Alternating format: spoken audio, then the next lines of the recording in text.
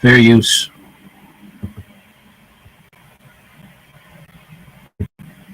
Trump got a lot of people's attention when he met with our nation's historically black college and university presidents on Monday and Tuesday of this week. But we talked to one person in the meeting, the president here at Morehouse College, who left disappointed.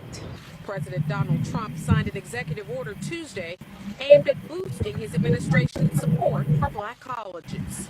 The president's order moves HBCUs like Spelman College, Clark Atlanta University, and Morehouse College from the Department of Education into the executive office of the White House. The order does not include funding and did not live up to expectations. Morehouse President Dr. John Wilson Jr. says he was underwhelmed by the end result. I don't mind saying that we were, a number of us were disappointed. And we're not disappointed because of what we thought on our own leading up to this meeting, but what we were led to think. And so I think it was a little underwhelming to see that the most tangible differentiator that happened here was an office relocation.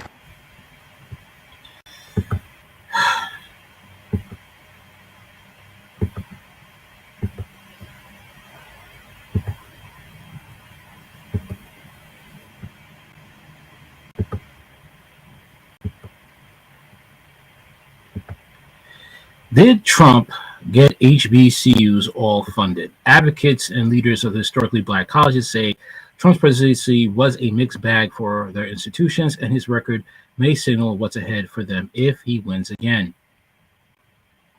During the presidential debate in late June, Donald Trump emphasized policies he described as appealing to black voters, and as usual, highlighted in particular investments during his presidency in historical black colleges and universities. The former president said HBCUs that he got them all funded, prompting President Joe Biden to later fire back that his administration delivered billions of dollars to these institutions because any black student is capable of doing what any white student can do. Biden has lost much of the black population because he has done a horrible job for black people, Trump said. It wasn't the first time the former president and now Republican nominee has made bold claims about his support for HBCUs. Trump famously said at the Davos Economic Conference in 2020 that he saved HBCUs. At the National HBCU Week Conference the previous year, he told campus leaders that his commitment to their institutions was bigger and better and stronger than any previous administration by far. Biden has also frequently touted his record support for HBCUs on the campaign trail, and most recently in speech to the NAACP National Convention in Nevada this Tuesday. While black voters still overwhelmingly support Biden, that support could be slipping. According to recent polls, a poll from the New York Times and Siena College earlier in July found that 73% of black respondents reported that they vote for Biden if the election was held that day.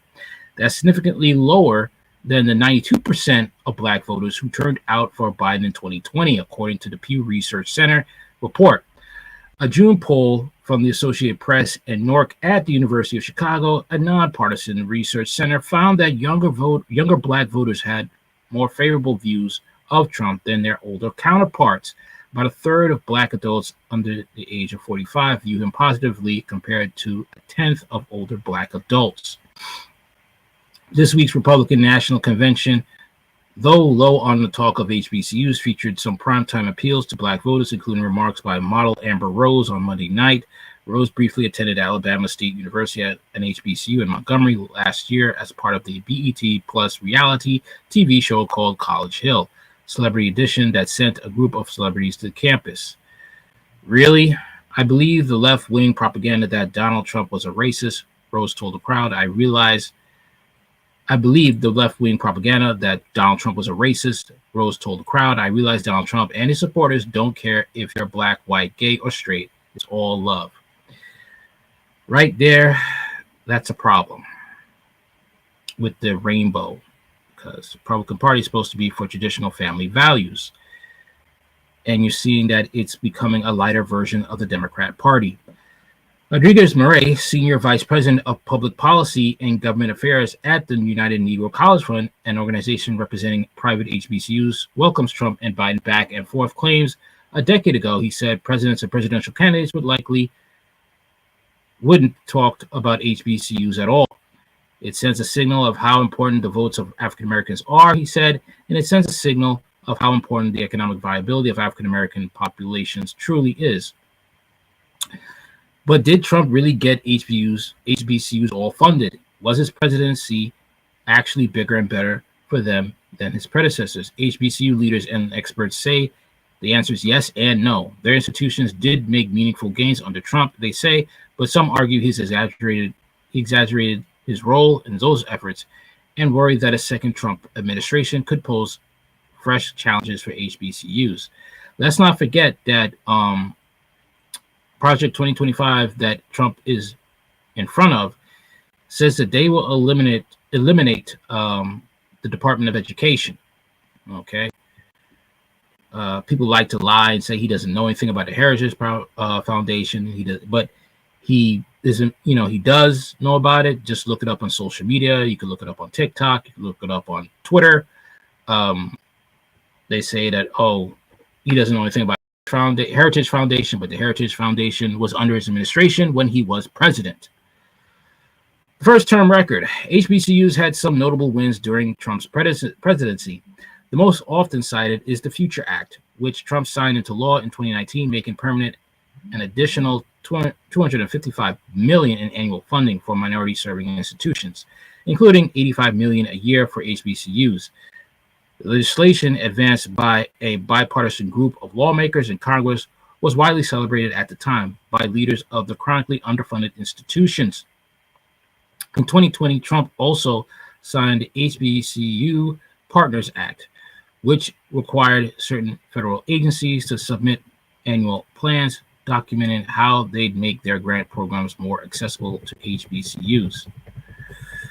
Trump also moved the White House initiative on HBCUs from under the auspices of the Education Department to the White House, which was read as a symbolic gesture that HBCUs would be a priority. HBCU advocates also applauded policy moves like the restoration of year-round Pell Grants under Trump in 2017, which enabled students to use federal financial aid for summer courses. The federal COVID-19 relief dollars doled out to the HBCUs under Trump were especially consequential in keeping them operating, said David Shepard, Chief Business and Legal Officer at the Thurgood Marshall College Fund, an organization representing public HBCUs. But he emphasized that HBCU advocates worked with Congress to get many of these policies of legislation passed, including the Future Act, and said that while Trump didn't oppose those efforts, he didn't spearhead them either. The Trump administration can be fairly credited with working with us in some ways to provide certain funding for our schools, and we were able to accomplish some things, Shepard said, but the implication that the Trump administration initiated these policies is where the exaggeration probably rears its head the most. Comparatively, more progress was made to further HBCU's interests under the Biden administration than the Trump administration, he added. Murray said that Trump's budget proposals as president generally called for level funding for HBCUs, nothing earth-shattering. Rather, HBCUs made funding gains because members of Congress pushed for those increases in final budgets. But Murray credits Trump with raising the profile of HBCUs by repeatedly talking about them from the bully pulpit. During his presidency, Trump brought up HBCUs as a constant refrain. Murray said, even in unlikely places like states without HBCUs, he maintains that no president, no matter what their race was, had done that before. Murray believes Biden used the learnings of the Trump administration to take HBCU advocacy a step further. President Biden took where President Trump left off, and then he continued to walk up a staircase to elevate the institutions. Murray said nothing that both Biden and his vice president, Howard University alumni Kamala Harris, made commencement speeches at HBCU's graduations this spring. No other president had put HBCU increases in his budget like President Biden had done. Period. Point blank. The Biden administration said in May that it had committed a total of roughly $16 billion to HBCUs from fiscal year 2021 to 2024. An investment the president referenced, though he misstated the amount at the June debate and again in Nevada. That sum includes federal grants, contracting opportunities, debt relief, aid to students, and COVID-19 relief funds. They don't have the money for the laboratories, don't have the money for all that material, Biden said at the NAACP convention. So that's why I've invested to record $16 billion in HBCUs, because no HBCU student is any less qualified than any student anywhere else.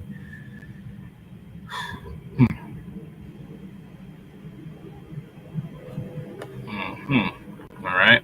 Okay.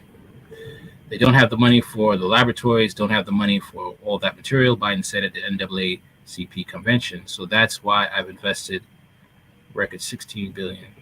Only $16 billion. Yeah. But HBCU leaders have told Insider Higher Ed that Biden's term has also come with disappointments. For example, one of Biden's 2020 campaign policy proposals would have mandated that universities with endowments of more than $1 billion use a portion of the federal research dollars to subcontract with HBCUs or other minority-serving institutions. But the legislation never materialized. The botched rollout of the new free application for federal student aid this year also frustrated many HBCU students and their advocates. Biden doesn't care about Black people. Biden also proposed major investments in the HBCUs in the Build Back Better plan that ultimately didn't make it through Congress. Like Trump, his first-term legacy on HBCUs has ultimately been mixed. Walter Kimbrough, interim president of Talladega College, an HBCU in Alabama, joined others in noting that HBCU funding has been one of Trump's core talking points with Black voters, which makes sense given that HBCUs tend to regularly enjoy bipartisan support. But some of the former president's boasts about his efforts on behalf of HBCUs left Kimbrough perplexed when Trump was in office. Trump, for example, took credit in 2019 for lifting restrictions on federal funds for faith-based HBCUs for capital improvement projects. Yet Kimbrough, the former president of the two religious affiliated HBCUs, Dillard University and Philander Smith College, said he never had problems accessing these funds for infrastructure projects. That has never been an issue, he said. I don't know if it was PR ploy, I have no idea, but it didn't make sense to me. Kimbrough added that even though Trump reauthorized funding for HBCUs through the Future Act, he also proposed cuts to the federal programs critical for HBCU students. Wow. Seems like Biden was copying Trump in a way.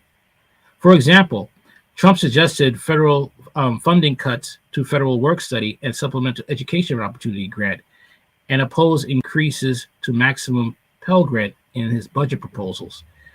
At least 75% of HBCU students rely on Pell Grants to pay for college. According to data shared by the TMCF, Congress adverted the proposed cuts to higher ed spending. Still, programs very important to HBCUs were always under threat, Kimbrough said. Ravi Perry, a political science professor at Howard University, said that while Trump made symbolic overtures to HBCUs while president, his vitriol toward critical race theory and diversity, equity, and inclusion efforts showed a lack of support for their mission. Perry noted that when Trump spoke at a Benedict College in South Carolina in 2019, Trump's only visit to an HBCU, as far as Perry can recall, students were told to stay in their dorm rooms because of the concerns about protests. Any of his rhetoric that anti-DEI, any of his rhetoric that's anti-CRT, and all of that is anti-HBCU, Perry said. So you want to help out the HBCUs, but you have anti-HBCU rhetoric. And I got some things about some issues with CRT and with DEI. I do. But if you're going to help, help these HBCUs out, you're going to have to have some middle ground. Shepard hopes HBCUs would score some legislative wins in a second Trump term, just as they did during the first. But he also worries that Trump could try to make cuts to Pell and other programs that benefit HBCU students, which would be devastating for both our students and our schools. He also concerned that work undertaken by the Biden administration to address HBCU underfunding could be discontinued under Trump, especially if the Republican nominee makes good on his promise to disband the Department of Education. Education Secretary Miguel Cardona and Agricultural Secretary Tom Vilsack sent letters to 16 state governors last year detailing the extent to which each state had historically underfunded historically black land-grant universities. Shepard said he doesn't know who's going to continue applying pressure on state leaders to cough up what HBCUs are owed if the Department of Education ceases to exist. He hopes that won't happen. Perry also believes the HBCUs aren't immune from the negative attitudes towards higher ed coming out of the Republican Party right now. He noted that Trump's pick for vice president, Republican Ohio Senator J.D. Vance, has in the past referred to professors and universities at large as the enemy. For higher ed, it will be a disaster if Trump wins in November, Perry predicted. And because HBCUs are already underscored and stretched thin, he said, whenever there's a cold in higher ed, there's a flu in the HBCUs. So that is something that I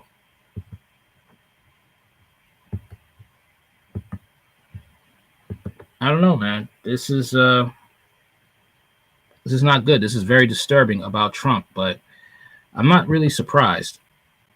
Okay, since he is backed by Project 2025 and white nationalists. Okay.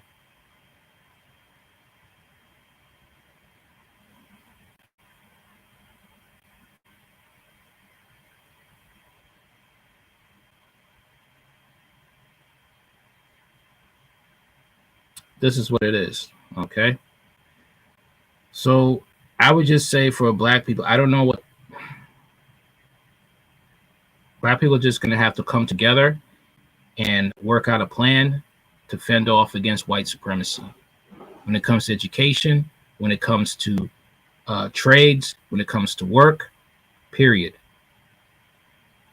Because it just seems that blacks are politically extinct, and it's coming to a point that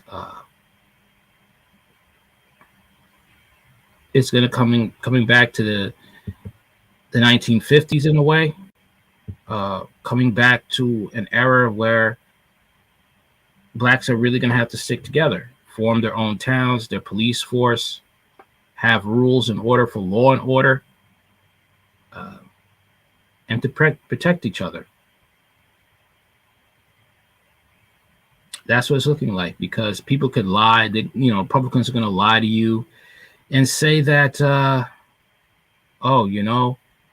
Project 2025, that's just fear-mongering. It's just scare tactics. No, it's not. It is not scare tactics. They want to take away the Department of Education. They want to take away overtime. They want to take away being protected from discrimination on the job if you're a minority. Okay?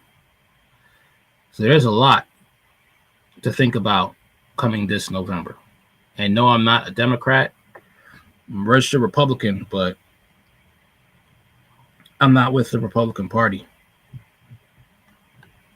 Too brainwashed by Trump, and neither side care about black people. All right, that's all. That's it for now. Leave a like, leave a comment. Okay. Anything you want to know about this channel, it's in the description box. Like, share, comment, subscribe. Peace.